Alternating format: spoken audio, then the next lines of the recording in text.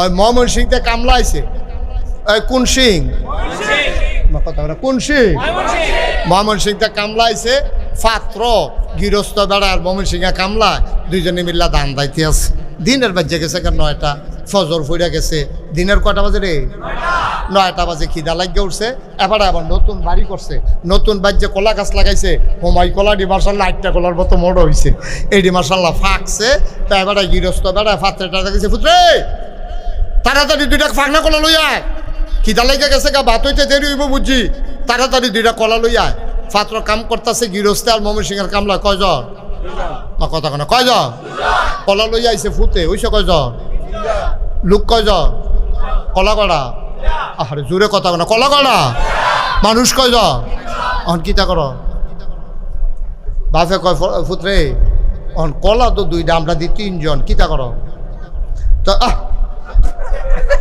অহন কিতা কর এখন ফলায় কইতে আছে আব্বা আপনি মুরব্বী মানুষ আরে কথা কয় কাকরে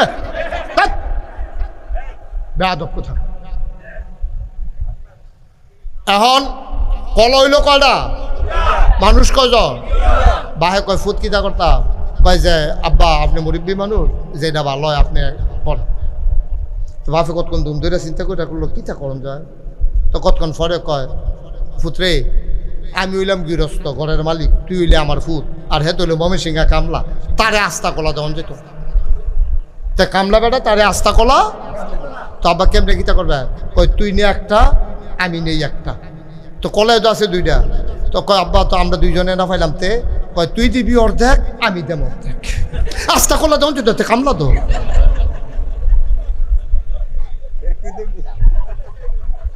তারে আস্তা কলা দেওয়ার কথা কেন আস্তা কলা দেওয়ার তুই দে অর্ধেক আমি দেই অর্ধেক এখন কয়টা হয়েছে রে তারা বাহে পুতে খায় অর্ধেকটা কইরা আর হেতে খায় আস্তা একটা 2 খানতে পাইছে আর কি আম্মা আপনি একখানতে না পাইছেন না বাহেরতে পাইছেন ফুতেরতে পাইছেন আবার জামাইতে 5 লাখ টাকা মুহরানা পাইছেন নাতিতে পাইছেন মার খেতেতে পাইছেন সাইরুকুল দিয়ে ভাইতে ভাইতে আপনি আস্তা ফরুইয়া দেখতে হইছেন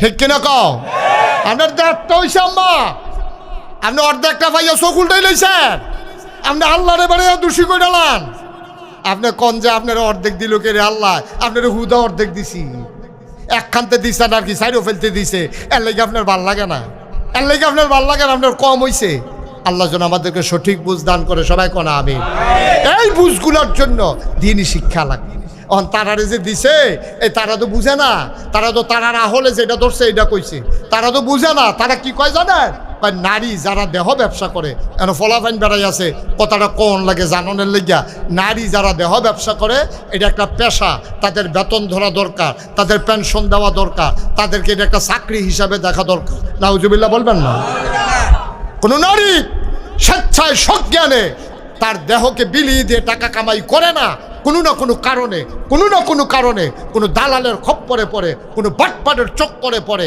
আজকে নারী দেহ ব্যবসা করতে বাধ্য হয়েছে এই ব্যবসাকে আমরা ঘৃণা করি যেই মহিলা করে সেও ঘৃণা করে এটা আমরা হারাম মনে করি এমন কোনো নারী নাই যেই নারীরা পতিতাবৃত্তি করে অথচ নিজের বাচ্চাকে আবার পতিতা বানাইতে চায় একজন মাও আপনি পাবেন না ঠিক কিনা এবিডি কয় আমার জীবন যেমনে গেছে গেছে আমার জিয়ার আমি ডাক্তার বানায় আমার জিয়ার আমি স্কুলে পড়ায় আমার জিয়ার আমি লেখাপড়া করায় কাম লাগলে বিদেশ পাড়ায় কোনো মাও চায় না তার মেয়ে দেহ ব্যবসা করে খাও যেই মা দেহ ব্যবসা করে সেই মাও চায় না তার বাচ্চা দেহ ব্যবসা করে খাক মানে কি মানে হচ্ছে স্বেচ্ছায় সজ্ঞানে পৃথিবীর কোথাও কোনো নারী দেহ ব্যবসা করে নাই কারণে অর্থনৈতিক অনটনের কারণে দালালের খপ্পরে পড়ে বাটপাড়ের চক্করে পড়ে মহিলারা এই কাজ করতে বাধ্য হয় তাদেরকে আমরা স্বীকৃতি দেব দূরের কথা আমরা বিকল্প রাস্তায় কিভাবে এই অবৈধ কাজ বন্ধ করা যায় সেই প্রচেষ্টা আমরা করব ঠিক কিনা কম আমরা করবো এটারে বন্ধ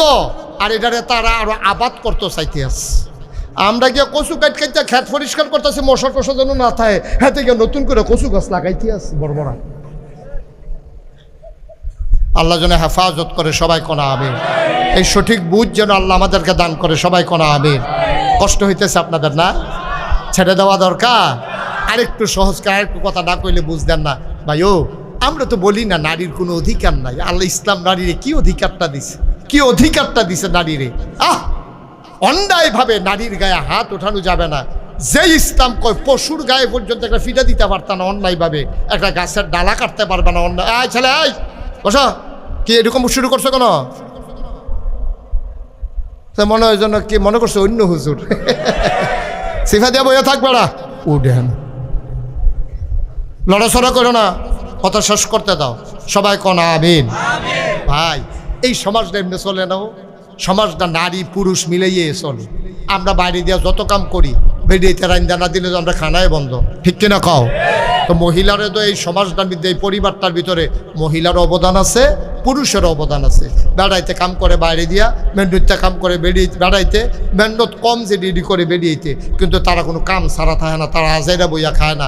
ফলাটা বাপে যেমন জন্ম দেয়, মেলামেশা করে, মায় ফেরো ধরে, মায় আবার তারে এই তিল তিল করে পেশাব পাহেনার ভিতরে শুইয়া নিজে ঘুমাইয়া এই নিজের শৈল জরুরিটা জায়গায় আমরা বেড়াইতে এই ধৈর্য দৈরা পারলাম রোজ পেশাব করে দিলে বিছনাথ। আমি অনেক বেড়াইতে দেখছি যেমনি তারে হালাইছে, আর কত জোরে হালাই নিতে ভাঙ্গিয়ে গেল গো। আমরা বেড়াইতের স্যাদ বেশি, বেড়াইতের স্যাদ কম, ধৈর্য বেশি। তারারে আল্লাহ এই ধৈর্য দিয়া ফাড়াইছে বাচ্চা কাচ্চা মানুষ করার জন্য। মহিলাদের অনেক অবদান। কারণ আপনি যদি একটা সাইকেল দিয়ে, আপনি যদি হাতে দেবিদ্যার যাইতেন চান, সর্বনিম্ন অক্ষর কম করে হইল বাসে না গেলে সিএনজিতে যাবেন, সিএনজি না গেলে হুন্ডা দিয়া যাবেন, হুন্ডা দিয়া না গেলে অক্ষরে নাই তারপর সাইকেল হইলেও তো লাগবো। আপনি সাইকেলটা যদি চালাইতেন চান, সাইকেলের দুইটা চাক্কা লাগেনিও। চাক্কাটা ঘুরলেন আপনার রাস্তাটা আগুয়ায়। কথা করেন, খেয়াল করেন সিয়ন কথা। চাক্কাটা যত ঘুরে তত রাস্তা আগুয়ায়, চাক্কা যত ঘুরে রাস্তা তত জুড়ে আগুয়ায়। সব আনালা কয় না? তো চাক্কা না থাকলে সাইকেলটা চলবো নি? এই সমাজটা চলতো না স্বামী স্ত্রীর এই একটা চাক্কা না থাকলে। চাক্কার ভিতরে দুইটা অংশ থাকে, একটা হইলো টিউব আর একটা হইলো টায়ার। টিউবটা কি বাইরে না ভিতরে? আর টায়ারটা কি ভিতরে না বাইরে? তাহলে মহিলারা হইল টিউব, তারা চাক্কার দুইটা অংশ। খেয়াল করেন কইলাম, ভুদা একটা জিনিস দিয়ে চাক্কা হয় না। চাক্কা হইতে টিউবও লাগে, টায়ারও লাগে। টিউবেরও দাম আছে, টায়ারেরও দাম আছে।